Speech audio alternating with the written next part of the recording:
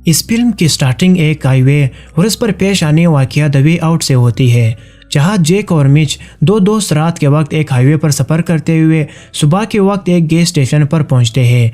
लेकिन रास्ते में मिच, जो कि अपनी मरी हुई बेटी कैथरीन की फोटो देख रहा था, उसे हवा में लहराता हुआ एक क्रीपर नजर आता है, जिसे वो अपनी आंखों का धोखा समझता है और जेक के पूछने पर नथिंग कहकर उसको ड्राइव करने का कहता है। इसके बाद वो दोनों एक लंबा सफर करके सुबह के वक्त एक गैस स्टेशन पर पहुंचते हैं, जहां अंदर कैश काउंटर पर बैठी लड़की उन्हें पार्किंग फीस पे करने को कहती है। जेक उसकी बात सुनकर उसको पे करता है और मिच एक टेबल पर जाकर बैठ जाता है, जबकि जेक बाथरूम जाता है ताकि अपनी बॉडी पर लगा हुआ ब्लड वॉश कर सके। लेकिन जैसे ही वो हाथ धोकर अपनी शर्ट उतारता है, उसके साथ एक अजीब घुटना घुटती है, जैसे कोई सुपर पावर उसकी शर्ट में ही उसको पकड़कर पीछे की तरफ खींचती है। लेकिन ये गेम कुछ सेकंड्स की थी। दूसरी तरफ बाहर वेट करते मिच को वो लड़की बहुत पुरस्कार नजरों से देखती है, तो उसे एकदम अर्थक्वेक फील होता है। लेकिन वो सब सिर्फ उसके टेबल तक था। जब वो अपने इर्द गिर्द नजर दौड़ाता है तो सब नॉर्मल होता है। जबकि वो खिड़की से बाहर देखता है तो उसे वही डिमंड्स नजर आते हैं। इतने में अंदर से घबराया हुआ जेक बाहर आता है और उसको जल्दी वहां से निकलने का कहता है, जिस पर काउंटर गर्ल उनको बहुत अजीब अंदाज में दोबारा जल्दी आने का कहती है। अगले सीन में जैसे ही दोनों बाहर निकलकर गाड़ी में बैठते हैं, उन्हें हवा में लहराते इंतहाई खौफनाक डिमंड्स नजर आते हैं, जिनको देखकर वो फटाफट से गाड़ी भगाते हैं। मगर रास्ते में भी उन्हें हर तरफ वही डिमांड्स नजर आते हैं और फिर से उस गैस स्टेशन पर पहुंचते हैं। जेक और मिच उस सब को समझने से कासिर गाड़ी दोबारा भगाते हैं, मगर हर बार घूमकर उसी गैस स्टेशन के सामने आ जाते हैं। इस सब से बाहर निकलने का कोई रास्ता न पाकर मिच गाड़ी से उतरता है और जेक को भी साथ आने का कहता है, लेकिन जेक मना करता है। वो गाड़ी में वापस बैठता है कि वही डिमांड्स उस पर हमला करता है और उसके गले को चीर कर उसे मार देता है। जेक के मरने पर मिच उसकी बॉडी के पास आता है, मगर सामने हवा में क्रीपर उसको एक मोटल तक ले जाता है। जब मिच उस रूम में एंटर होता है तो उसे हर तरफ खून ही खून नजर आता है और पीछे से दरवाजा खुद ब खुद बंद हो जाता है। मिच वापस दरवाजे की तरफ आकर उसे खोलता है तो वो बाहर निकलने की बजाय अपने ही घर पहुंच जाता है। ये दर हकीकत एक शराब था और तभी उस शराब में उसको अपनी बेटी नजर आती है, जो मिच को आवाजें देती है, लेकिन एकदम से दूसरी जगह भागती है और वो उस बलबलिया में अपनी बेटी को ढूंढता है। जबकि बाहर से गुजरने वाली हाउसकीपिंग स्टाफ उसके कमरे के बाहर डू नॉट डिस्टर्ब का साइन लगाकर चली जाती है। अब अगले सीन में हम उसी लोप टाउन और उस मोटल से जुड़े अगले वाकया को देखते हैं, जिसमें साथ वाले रूम में 3 लड़कियों ने स्टे किया था और दोपहर होने पर वो तीनों अपना सामान समेट कर वहां से चेकआउट करती है और उस अननोन हाईवे पर गाड़ी डाल देती है। ऐसे ही मौज मस्ती करती वो तीनों अपने रास्ते पर रवा दवा थे कि अचानक उनकी गाड़ी का टायर बस्ट हो जाता है। सख्त गर्मी में वो हेल्प का वेट करते हैं, तभी कार रो पर बेटी हना को एक गाड़ी आती नजर आती है। वो बहुत एक्साइटेड होकर किम और एवा को बताती है। उस कार में एक हस्बैंड वाइफ कपल सवार होता है, जो उन्हें बताते हैं कि नेरेस्ट टाउन भी वहां से बहुत दूर था। फिर वो उन्हें डिफरेंट ऑफर्स करते हैं, बट वो मना कर देते हैं और जैसे ही वो दोनों वहां से जाने लगते हैं तो तीनों लड़कियां उनके साथ चलने पर एग्री कर जाती है। वो तीनों उनके साथ उनके घर पहुंच जाते हैं, जहाँ वो लेडी उन्हें रूम में ले जाती है। किम और एवा बहुत कंफर्टेबल होती है, जबकि हैना बहुत बेचैन थे। जब वो उस लेडी के मुंह से अपनी मरी हुई फ्रेंड का जिक्र सुनती है तो बहुत कॉन्शियस हो जाती है, लेकिन तभी वो लेडी उन्हें खाने की तैयारी का बोलकर वहां से चली जाती है। इसी दौरान रात हो जाती है तो डाइनिंग टेबल पर फैमिली के बाकी मेंबर्स भी होते हैं और वो लेडी उन्हें बहुत बुरी तरह से जला हुआ गोश्त देती है, जो एवा और किम मर्जे से खा लेती है। लेकिन हैना चूंकि वेजिटेरियन थी, इसलिए वो इसे टच भी नहीं करती और उन लोगों से अपनी गाड़ी के बारे में पूछती है, जिस पर वो अपने अडॉप्टेड और स्ट्रेंज ट्विंस को पॉइंट करके कहते हैं कि वो कर देंगे। अगले सीन में हम देखते हैं कि किम बाथरूम में शॉवर के लिए जाती है तो बाहर खिड़की से एक साया गुजरता है, जबकि बाहर एवा और हैना अपनी फ्रेंड्स एलेक्स को याद करती है और एवा उसे कहती है कि वो एलेक्स को कहीं छोड़कर गिर गई, जिस पर हैना कहती है कि वो उसकी जिम्मेदारी नहीं थी और इतना कहकर एवा को ब्लैक वॉमिट होती है। हैना घबरा कर टॉवल लेने बाथरूम जाती है तो वहाँ किम भी ब्लैक वॉमिट करके बुरे हाल में थी। ये सब देखकर हैना बाहर जाकर उन्हें दोनों लड़कियों की तबीयत का रास्ता बताती है, जिस पर उन्हें एक दूध का गिलास दिया जाता है। और जैसे ही वो दोनों रूम से बाहर निकलते हैं, हैना उन्हें वहां से जल्द अज जल्द निकलने का कहती है, लेकिन वो दोनों नींद आने का कहकर एलेक्स को याद करते हुए सो जाती है। इन दोनों की ये हालत देखकर हैना वहां से बाहर निकलने के लिए खिड़की से बाहर हालात चेक करती है, तो सामने दोनों ट्विंस उसे अपने रूम की तरफ स्ट्रेट करते नजर आते हैं। वो 2-3 बार देखती है तो उन दोनों को वही खड़ा देखती है। फिर वो पहरा देने के इरादे से बेड के पास बैठती है, मगर उसकी आंख लग जाती है और ख्वाब में वो एलेक्स को देखती है, जो उससे सिर्फ एक सवाल करती है कि वो उसे क्यों छोड़ कर गई। ये मंजर देखकर खौफ से हैना की आंख खुलती है तो वो एवा और किम को बेड पर न देखकर बहुत परेशान होती है और खिड़की से बाहर देखती है तो एवा और किम इन दोनों भाइयों के साथ जंगल की तरफ जाती नजर आती है।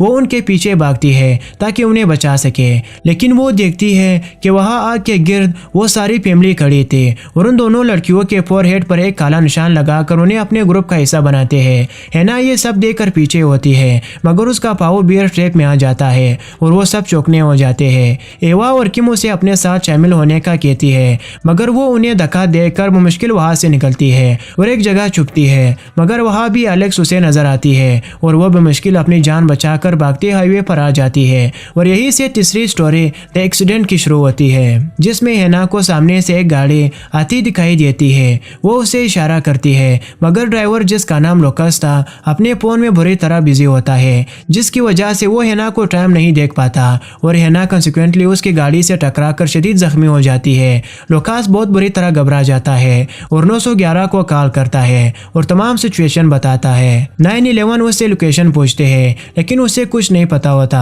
तब वो उसे हैना को जल्द अज जल्द अस्पताल लाने का कहते हैं, क्योंकि लोकेशन ना मालूम होने की वजह से एम्बुलेंस नहीं पहुंच सकती थी। लोकास जैसे जख्मी हैना को गाड़ी में डालता है और हॉस्पिटल पहुंचता है, मगर हॉस्पिटल में कोई एक बंदा भी नहीं था। लोकास चलता हुआ ऑपरेशन थिएटर तक पहुंच जाता है और वहां बेड पर हैना को लटा देता है।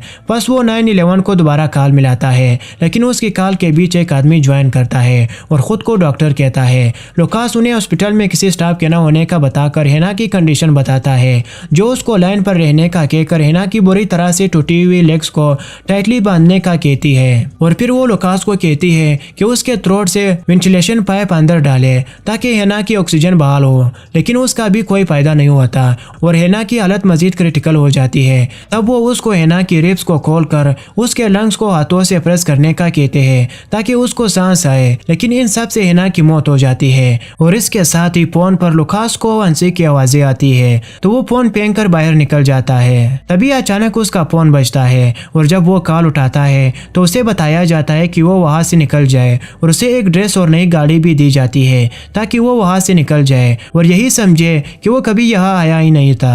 इस सीन से एक नई स्टोरी जो कि द जेल ब्रेकर देखते हैं। लुकास को कॉल पर गाइड करने वाली एक आम औरत थी जिसका नाम सैंडी था। फोन बंद करके एक बार का रुख करती है और दर हकीकत उन क्रिपर्स में से ही एक थी। ये दरअसल वो लोग थे जो लोगों को उनके सिंस के लिए पनिश करते थे। इसके बाद सैंडी अंदर बार में जाकर बीयर मांगती है, जिस पर मालिक उसे दरवाजा सही तरह शट करने का कहता है कि तभी वहाँ एक आदमी आता है जिसके पास गन थी और वो अपनी बहन को बहुत सालों से ढूंढ रहा था और गनमैन वहाँ मौजूद लोगों से बदतमीजी करता है। तो वहाँ मौजूद एक डिमंस में से एक मोटा आदमी अपनी क्रेपी हैंड से उस गनमैन को जख्मी कर देता है, लेकिन वो आदमी अपनी गन से उसका हाथ उड़ा देता है। तभी बार का मालिक उसे कहता है कि वो उसकी बहन का पता जानता है। ये सुनकर वो गनमैन उसे साथ लेकर गाड़ी में ले जाता है और उसे ड्राइव करने का कहकर खुद पीछे बैठता है। इसके बाद हम देखते हैं कि बार ओनर उस गनमैन को लेकर एक आइसक्रीम पार्लर की तरफ गाड़ी ले जाता है और उसे बताता है कि वो लड़की अंदर है। तभी बार का मालिक उस गनमैन को डैनी कहकर बुलाता है, जिस पर वो गुस्से से उससे पूछता है कि उसे कैसे पता। तो वो हंसता है और डैनी को एक दरवाजे से अंदर एक पुरस्कार कमरे में ले जाता है जहाँ 2-3 लोग और मौजूद थे। फिर वो एक कमरे में अपनी बहन जेसी को एक टैटू बनाते देखता है तो उसे आवाजें देकर बुलाता है। जेसी उसके गले लगकर बताती है कि उसने अपने पेरेंट्स को मारा था, जिसकी वजह से वो यहाँ फंस गई है और अब वहाँ से नहीं जाना चाहती। लेकिन तभी डैनी को वो बार ओनर जोर से हिट करता है और उसके जवाब में डैनी उसे शूट करता है, लेकिन वो फिर भी उसी अंदाज से चीखता है तो डैनी अपनी गन से उसका सर उड़ा देता है। फिर डैनी अपनी बहन जेसी को बाय फोर्स वहाँ से ले जाता है। जेसी उसे ऐसा करने से मना करती है, लेकिन वो उसे जल्द अज जल्द वहाँ से निकालना चाहता था, इसलिए तेजी से गाड़ी चलाता है। लेकिन एक जगह वहाँ आकर रोड ख़त्म हो जाती है। तो जेसी उससे पूछती है कि उन्हें 13 ईयर्स में डैनी को कभी अपने माँ बाप का ख्याल नहीं आया, जिस पर वो लाजवाब हो जाता है। तभी जेसी उसे बताती है कि उसने अपने पेरेंट्स को खुद कत्ल किया। पहले वो उस टाउन से निकल नहीं सकते थे और अब जाना नहीं चाहते थे क्योंकि वो बहुत खुश थे। जेसी उससे हर तरह से मना करती है और कहती है कि वो उस जगह बहुत खुश थे और वो वहाँ से नहीं जाना चाहते थे, लेकिन वो बाज नहीं आता और आखिरकार मॉन्स्टर्स के मुंह लग जाता है। डैनी मदद के लिए चिल्लाता है। रास्ते में जेसी को डेजर्ट में वही क्रीपर्स हवा में नजर आते हैं, लेकिन वो गाड़ी लेकर अपने ठिकाने पर पहुंच जाती है और वहाँ एक लड़की से उसका टकराव होता है। अब मूवी के एंड में जो वाकया रुनमा हुआ वो इस फिल्म की आखिरी स्टोरी है, जो कि द वे इन है, जो उस लड़की जिम और उसकी फैमिली के साथ पेश आया, जो अपना कॉलेज स्टार्ट होने से पहले अपने पेरेंट्स के साथ आखिरी वीकेंड गुजारने वहाँ आती है और इधर ही आइसक्रीम पार्लर पर कुछ देर बैठकर वो अपने होटल की तरफ जाते हैं। तो अंदर पहुंचकर जिम के डैडी उसे चेंज करने का बोलकर खुद को अपनी बीवी के साथ किचन में आते हैं। वहाँ दोनों मियाँ बीवी जिम के फ्यूचर को लेकर डिस्कशन करते हैं। इतने में जिम भी चेंज करके उनके पास आ जाती है कि तभी दरवाजे पर बहुत जोर से दस्तक होती है। वो तीनों एकदम थोड़ा घबरा जाते हैं और जिम के डैडी जब चेक करते हैं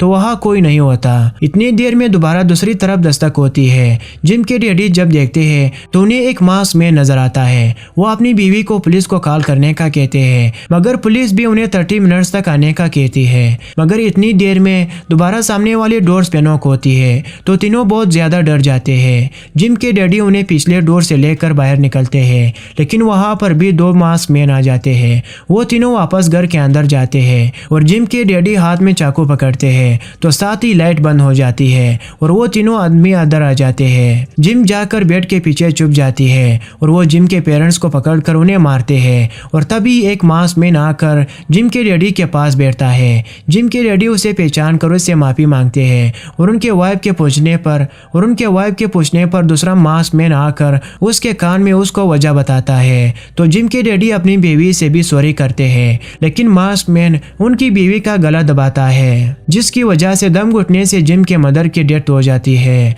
और तभी बाहर की गाड़ी की हेडलाइट्स ऑन होती है और हॉर्न मुसलसल बजता है। तो एक मास्क मैन बाहर आकर देखता है, जिस पर जिम हमला करती है। तो बाकी दोनों मास्क मैन भी बाहर आ जाते हैं। जिम उनसे पूछती है कि वो उनसे क्या चाहते हैं, लेकिन वो जवाब दिए बगैर अंदर आकर जिम के फादर को मारते हैं और उसे एक बच्ची की पिक्चर देते हैं, जो मिच की बेटी कैथरीन की फोटो थी। अब इन तीनों में से 2 मास्क मैन को आप फिल्म के स्टार्ट में देख चुके हैं, जो कि जेक और मिच है, जो इन मियाँ बीवी को मारकर अपना मास्क उतार देते हैं और अपने साथ को सहारा देकर बाहर ले जाते हैं। तो पीछे से जिम उन पर हमला करती है। वो तीनों गिर जाते हैं और साथ ही जिम भी गिरती है। तो जेक उसकी टांग पकड़ता है, लेकिन वो उसके टांग ही मारकर भागती है। तो जेक जमीन पर गिर जाता है, लेकिन फिर उठकर पीछे आता है और जिम का गला दबाता है, लेकिन जिम उसे वाइन ओपनर मारकर भागती है। मगर दूसरी तरफ से मिच आकर उसे मार देता है और फिर कहता है कि उसने बहुत गलत कर दिया। और उनके देखते ही देखते जिम और उसके पेरेंट्स की बॉडीज उन क्रीपर्स में चेंज हो जाती है,